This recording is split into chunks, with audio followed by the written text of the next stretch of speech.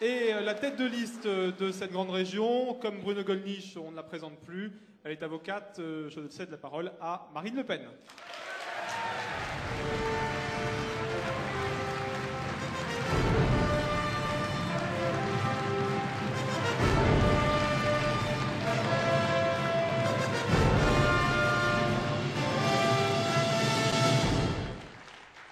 Chers amis, permettez-moi d'abord de vous exprimer mon bonheur de vous voir si nombreux pour le lancement de la campagne européenne 2009 et de dédier cette preuve de mobilisation à ceux qui, une fois de plus, nous avaient enterrés trop tôt. Manifestement, le cadavre se porte bien. Merci pour lui.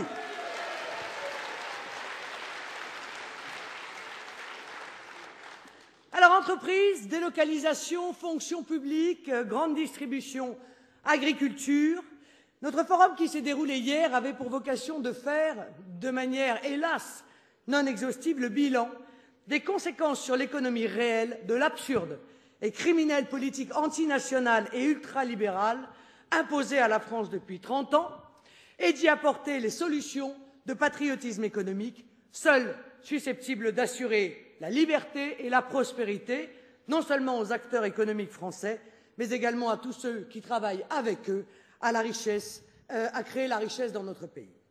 Mes chers amis, le constat est amer. Nous n'avons, nous autres Gaulois, qu'une peur, paraît-il, c'est que le ciel ne nous tombe sur la tête. Heureux sommes-nous, peuple courageux, car du courage, croyez-moi, nous allons en avoir besoin. Le bilan de 30 ans, car le bilan de 30 ans de politique, de ce que j'ai appelé les fous de Bruxelles, ce n'est pas les choux de Bruxelles, c'est pire, est alarmant. Il est effrayant, ce constat. Un socialisme bureaucratique doublé d'une politique de suppression méthodique de tous les contrôles et de toutes les protections nationales de l'économie, remplacée par la folle idéologie de la libre circulation des biens, des personnes, des capitaux. Ceci a coûté très cher à la France. Jugez-en vous-même, 2,5 millions d'emplois industriels ont disparu. 4 millions d'emplois agricoles se sont envolés. 1,5 million d'emplois dans le petit commerce et dans l'artisanat ont été anéantis. Un chômage réel de près de 20%, une augmentation des faillites d'entreprises de 15% en 2008, une augmentation de 30% au bas mot des prix des produits de première nécessité depuis l'instauration de l'euro, 44% officiellement de prélèvements obligatoires. La réalité, et vous le savez tous, c'est en réalité plus proche de 50%. Sans parler, parce que Jean-Michel Dubois l'a traité tout à l'heure, de la dette abyssale, des déficits sans fond et sans fin, de l'effondrement de la croissance, et j'en passe. Loin de les pousser au repentir, voire même à la modestie ou encore à la discrétion, ceux-là même qui se sont lourdement trompés viennent aujourd'hui nous donner encore des leçons. Semblables aux communistes du siècle dernier, qui nous expliquaient que si le communisme ne fonctionnait pas, s'il n'engendrait que ruine, meurtre de masse et misère, c'est qu'il n'y avait pas assez de communisme. Les euromondialistes n'en démordent pas. Si l'ultralibéralisme ne marche pas, c'est qu'il faut encore plus de mondialisme et même, disent-ils, un gouvernement mondial. Moi, je vous l'ai dit, un cauchemar. Il nous prépare un véritable cauchemar. Il est encore temps aux Français d'entendre la vérité sur l'euromondialisme totalitaire, même si un proverbe afghan dit « offre un cheval à celui qui dit la vérité, il en aura besoin pour s'enfuir ». La vérité est que cette idéologie a juré la disparition des nations, on vous l'a dit, parce que les nations sont un obstacle à leur visée consumériste et internationaliste. Pour cela, ils ont abaissé nos frontières, livrant nos entreprises, nos industries et nos productions nationales à la concurrence déloyale de pays à bas coût de main-d'œuvre et dépourvus de la moindre protection sociale. Ils ont ainsi posé à nos entreprises un ultimatum, entendu dans d'autres circonstances, la valise ou le cercueil. Beaucoup de nos industries ont choisi la valise, de plus en plus redoutent le cercueil. L'hémorragie des délocalisations s'est ainsi enclenchée. Ils ont juré la disparition des PME, des PMI, des commerçants, des artisans indépendants au bénéfice des grands groupes plus promptes à obéir aux ordres du pouvoir, tant les avantages qu'ils en retirent sont faramineux. Ces artisans, commerçants, patrons de PME, PMI, cette grande famille des indépendants représente 3 millions de personnes en France et produit 60% du PIB, les 40 autres pourcents étant produits par les 500 grandes entreprises. On les appelle les petits patrons. Ces patrons sont ceux qui ont investi leurs fonds propres pour la création ou le rachat de leur entreprise, qui travaillent avec leurs employés, qui ne comptent ni leurs heures ni leurs peines, qui risquent l'opprobre et la perte de leurs biens personnels en cas d'échec et ne bénéficient pas de parachutes dorés. Ces patrons, ces petits patrons, qui ont une vision claire de leurs engagements vis-à-vis de leurs employés, qui ne licencient que lorsqu'ils y sont obligés, jamais pour des questions de profit immédiat à la demande de leurs actionnaires. Ces petits patrons qui ont un rôle social essentiel, puisque non seulement ils transmettent leur savoir-faire, mais parce que les richesses qu'ils produisent bénéficient également à leurs salariés et à la collectivité tout entière.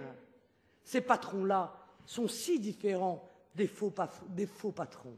Alors les faux patrons, c'est les commis du pouvoir, d'ailleurs avec lesquels on les mélange trop souvent, on dit les patrons. Non, il y a à l'évidence 2 sortes de patrons en France. La deuxième sorte de patron, c'est les faux patrons, notamment des grandes entreprises nationales dont la France s'est faite la spécialité. SNCF, Renault, EDF, GDF, anciennement commis par l'État et mondialisation oblige, aujourd'hui de plus en plus commis par les actionnaires. Ceux-là n'ont rien à voir avec les premiers.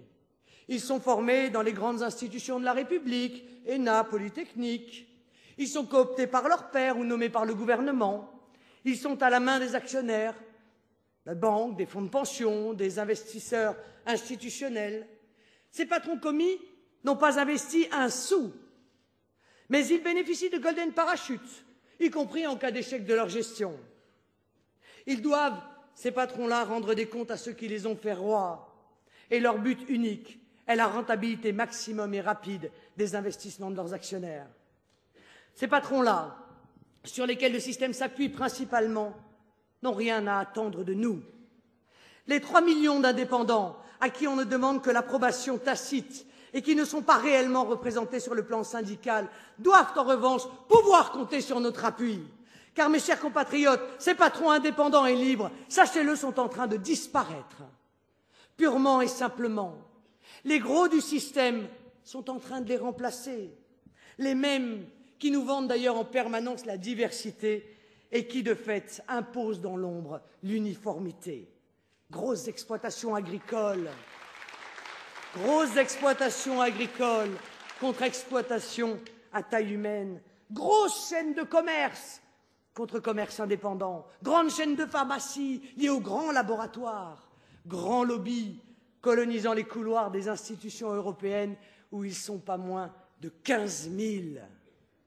Et bien sûr, la grande distribution, qui, grâce au gouvernement et à la puissance de ses centrales d'achat, va faire, si nous n'agissons pas, couler purement et simplement le petit commerce, ou ce qu'il en reste. La grande distribution qui se comporte en prédateur, autorisée par Sarkozy et l'Union européenne à s'installer dans les centres-villes, où elle finira de tuer toute concurrence afin de tenir les consommateurs entre ses mains.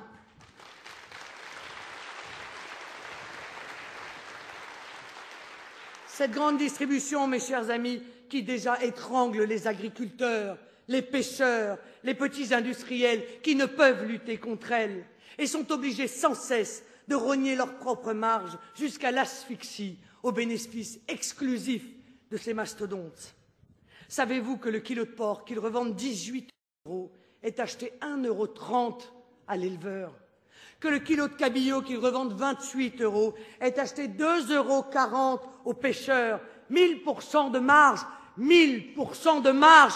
Est-ce juste? Est-ce moral? Est-ce raisonnable? L'ironie est que tout cela est possible au nom de la soi-disant concurrence libre et non faussée. Vous voyez, les gangsters qui nous gouvernent ne manquent pas d'humour. C'est également d'ailleurs au nom de cette même concurrence libre et non faussée que l'Europe de Bruxelles nous interdit de défendre l'emploi national. C'est au nom de ce dogme de l'ultralibéralisme que l'Union européenne a imposé la suppression des conditions posées à l'aide exceptionnelle à la filière automobile. C'était quoi le deal? 6,5 milliards d'euros contre l'arrêt des délocalisations et la priorité donnée aux fournisseurs français. Au nom de la concurrence libre et non faussée, les constructeurs toucheront notre argent et pourront quand même supprimer nos emplois. Parce qu'au nom tout simplement de sa lâcheté, Nicolas Sarkozy a capitulé devant l'Union européenne.